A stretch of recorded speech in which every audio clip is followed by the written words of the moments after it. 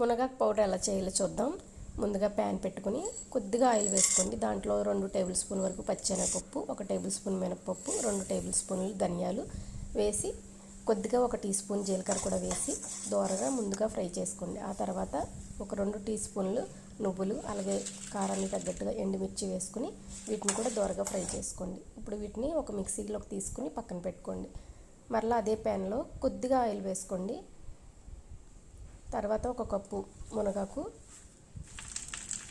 కరివేపాకు కొద్దిగా వేసుకుని వీటిని బాగా దోరగా ఫ్రై చేసుకోవాలి. మునగాకునంతా చక్కగా మనం ముందుగానే బాగు చేసుకుని నీడలో ఆరబెట్టుకోవాలన్నమాట. అలాగే కరివేపాకును కూడా ఇలా బాగా ఫ్రై చేసిన తర్వాత ముందుగా మనం వేపుకున్న ఈ దినుసుల్లో కొద్దిగా చింతపండు, వెల్లుల్లిపాయలు, రుచికి తగ్గట్టుగా ఉప్పు వేసి మెత్తగా ఫైన్గా పౌడర్గా చేసుకోవాలి. ఇప్పుడు దీంట్లో ఫ్రై చేసిన మునగాకును వేసుకుని మరలా మిక్సీ చేసుకోవాలి. అంతేనండి, చాలా సింపుల్ కారపొడి, చాలా హెల్త్కి కూడా మంచిది. Thank you for watching.